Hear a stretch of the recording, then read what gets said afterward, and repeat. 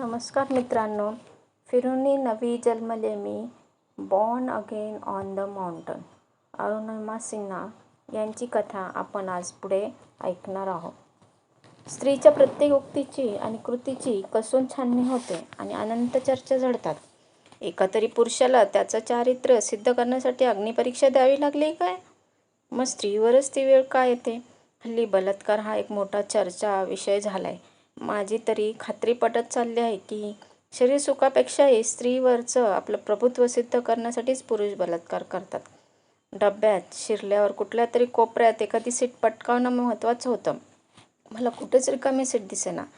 एकदा गाडी सुटली की एनकेन प्रकारे प्रत्येकाला जागा होणार याची मला खात्री होती. पण तोपर्यंत तरी धडपणे उभं राहणंही कठीण होतं. जमिनीवर, शौचालयात, पॅसेजमध्ये जिथे जागा मिळेल तिथे लोकांनी ठिय्या मांडलेला होता. कोपऱ्यावरच्या एका सिंगल सीटवर एक युवक बसलेला मला दिसला. इतकी मोक्याची जागा पटकावण्यासाठी बिचारा खूप आधी आला असणार. चेहऱ्यावरून तरी तो सभ्य आणि कनवाळी दिसत होता. मी त्याच्याकडे त्याची सीट शेअर करण्याची विनंती केली आणि ती त्याने मान्यही केली. देव पावला. मी त्याचे आभार मानले खरे, पण मनातून थोडं अपराधीही वाटलं. कारण ती जागा मिळवण्यासाठी त्याने बरीच धक्काबुक्की सहन केली असणार. आम्ही त्या सीटवर सरकून घेत बसलो. तेव्हा रात्रीचे 11 वाजले होते आणि एकदाची उशिरा का होईना गाडी हलली. अखेर शेवटी मी नोएडाकडे कूच केली होती. एकदा जन्मतारखेची चूक दुरुस्त झाली की मुलाखतीवर सगळं लक्ष केंद्रित करायचं की माझं काम फत्ते होणं. बसल्या बसल्या मी पेंगुळले. आता डब्यात शांतता पसरली होती. पुढचं स्टेशन येण्यापूर्वी सगळ्यांनाच थोडी झोप काढता आली तर हवं होतं. मी एक सीट एका तरुणाबरोबर शेअर करत असल्यामुळे सावध जागं राहण्याच्या प्रयत्नात होते. गाडीने आता वेग घेतला होता, पण अधूनमधून तिचा वेग थंड मंद होई. किंचित काळ ती थांबतही होती. माझ्या बाजूलाच असलेला दरवाजा उघडाच होता, कारण त्यामुळे दरवाजाजवळ लोकांना बसता येत होतं आणि आयत्या वेळी कोणी आत आलाच तर त्याला हँडल पकडून अर्ध शरीर आत अर्ध बाहेर अशा अवस्थेत स्वतःला तोलत लटकता येणार होतं. 2-1 तास असेच गेले असतील. डोळे बंद करून मिटूनही मला गाडी मंदावल्याचं किंवा थांबल्याचं, डब्यात लोक चढत उतरत असल्याचंही जाणवत होतं. कोणीच म्हणालं की आता बरेली स्टेशन येणार. माझे डोळे मिटलेले असले तरी मी जागीच होते. मनातल्या मनात माझं स्वगत चालू होतं. बरेलीहून दिल्ली काही फार दूर नाही. एकदा दिल्लीला पोहोचले की थेट नोएडाच्या कचेरीत जायचं. तिथं CISFची लोक मला कोणते प्रश्न विचारतील कोण जाणे, पण मी व्यवस्थित सांभाळून घेईन. माझी बाजू भक्कम आहे. मी माझ्या अर्जात बरोबर जन्मतारीख भरली होती. चूक त्यांच्याकडूनच झाली होती. मी अशा विचारात खोड गडलेली असतानाच मला जाणवलं की माझ्या गळ्यातली सोन्याची साखळी कोणीतरी खेचतंय. खरं तर त्या हाताचा स्पर्श जाणवण्याआधी क्षणभर मला काही दुर्घटना घडणार असल्याची पूर्वसूचना अंतर्मनानं दिली असं. त्या धसक्यातच मी डोळे उघडले. 4-5 धटिंगण माझ्या सभोवती उभे होते. त्यांच्या मध्यधुंद चर्चा हावभावावरून मला दिसत होत्या. मी त्याचा कावा स्पष्ट दिसत होता. ते एका सोप्या सावजाच्या शोधात होते. त्यांची नजर माझ्या गळ्यातल्या सोन्याच्या साखळीवर खिळली होती. मी झटकन उठून उभी राहिले. माझ्या आईनं मला दिलेली चेन माझ्या अमूल्य लेकी होती. मी ती सहजासहजी गमावणार नव्हते. डब्बा प्रवाशांनी गच्च भरलेला होता. त्यापैकी एकालाही माझ्या मदतीला धावून येण्याचं राहू द्याच, पण जे घडतं त्याची साधी दखलसुद्धा घ्यावीशी वाटली नाही. त्या बदमाशांनी इतर काही प्रवाशांनाही लुटलं होतं, पण कोणीच काही बोलत नव्हतं. लहानपणी आम्ही भावंडं खूपदा मारामारी करायचो. आमच्या घरातलं वळणच तसं होतं. मुलगा मुलगी असा भेद न करता आम्हाला सगळ्यांना एकसारखंच वाढवलं गेलं होतं. मी आणि माझे भाऊ यांच्या वाटेला येणारी कामं असोत, नाही तर मिळणाऱ्या शिक्षा असोत, सगळं काही सारखंच असायचं.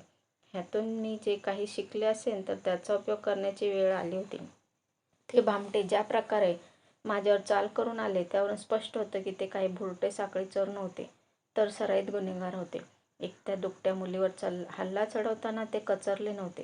त्यातल्या एका तरुणाची कॉलर पकडून मी त्याला मागं ढकललं आणि आणखी दोघांना लाथा घातल्या. आता आमची चांगलीच जुंपली. मी शर्तीनं त्यांचा प्रतिकार करत होते. एकाने मला पाठीमागून खेचण्याचा प्रयत्न केल्यावर मी गरकन वळले आणि त्याला एक सणसणीत गुद्दा लगावला.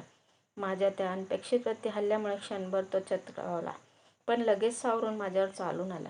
आमची झटापट सुरू होती तोपर्यंत त्याचे साथीदार सावरले आणि चेन हिसकावण्याचा आणखी एक प्रयत्न त्यांनी केला. तशाही अवस्थेत त्यापैकी 1-2 मी लाथा मारल्याचं मला पक्का आठवतं. मला एकटीला त्या 4-5 गुंडांचा आणखी सामना करणं अशक्यच होत चाललं होतं. त्यांनी आपले प्रयत्न निकरानं चालूच ठेवले. आता कोणीतरी एकाची बहुधा माझीच हार होणं क्रमप्राप्त होतं. एका अकस्चित मुलीच्या गळ्यातली चेन हिसकावण्यात अपयशी ठरल्यामुळे ते आणखीनच बिथरले. त्यांच्यापैकी एकाने माझ्या पोटावर एक जोरदार लाथ घातली. मी कळवळले, पण त्यातूनही सावरत दरवाजाच्या हँडलचा आधार घेऊन उभी राहिले. तेवढ्यात दुसऱ्याने मला दुसरी लाथ घातली. हँडलवरची माझी पकड थोडी ढिल्ली झाली, तरी पण मी तोल सावरत होते. इतक्यात मला आणखी एक लाथ बसली. माझी लटपट पाहून त्यांना चांगलाच चेव चढला.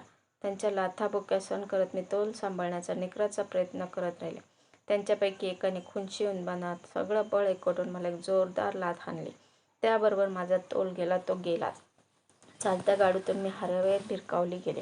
आमच्या झटपटीत माझी कागदाची फाईल कुठेतरी पडली, पण माझ्या एका हातातला मोबाईल अजूनही शाबूत होता. मी हवेत असतानाच शेजारच्या ट्रॅकवरून दुसरी गाडी चालली होती. मी तिच्या एका डब्यावर थेट आपटले आणि हवेतच उलट्या दिशेने, म्हणजे मी इतका वेळ प्रवास करत होते त्याच गाडीच्या दिशेने फेकली गेले. अबाधुबीचा तो खेळ आणखी काही सेकंद चालला असता तर माझी काही धडगत नव्हती, पण गुरुत्वाकर्षणामुळे मी जमिनीकडे खेचली गेले आणि धपधशी ट्रॅकलगतचे पडले. माझा डावा पाय नेमका रुळावर पडला आणि दोघांपैकी कोणत्या तरी एका धावत्या गाडीखाली सापडला.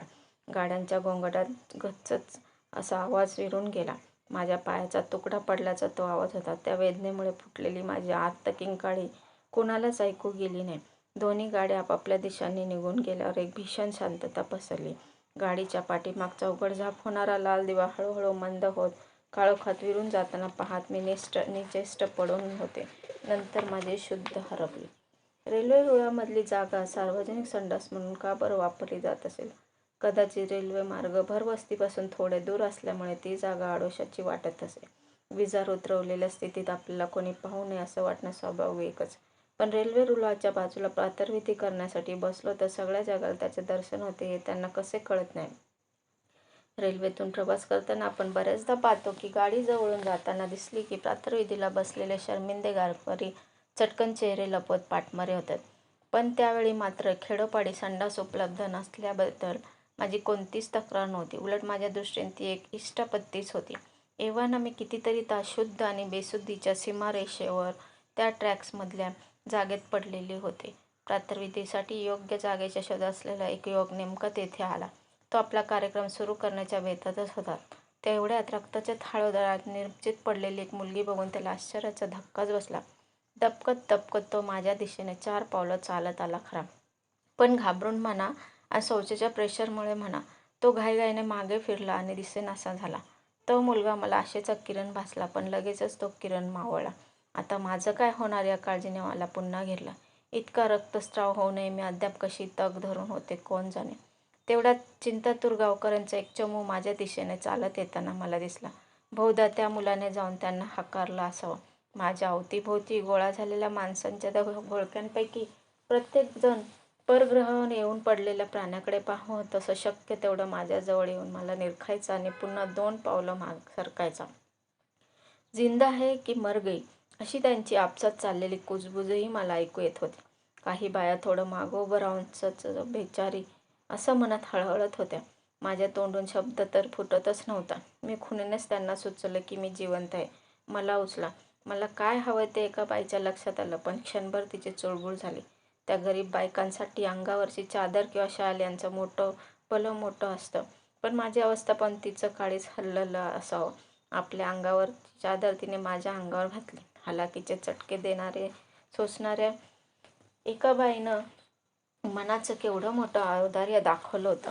खेड्यापाड्यातून परक्या माणसाच्या मदतीला धावून जाणारे गरीब खूपदा आढळतात. काही अपवाद वगळता बहुधा गोरगरीब माणसंच कनवाळू असतात.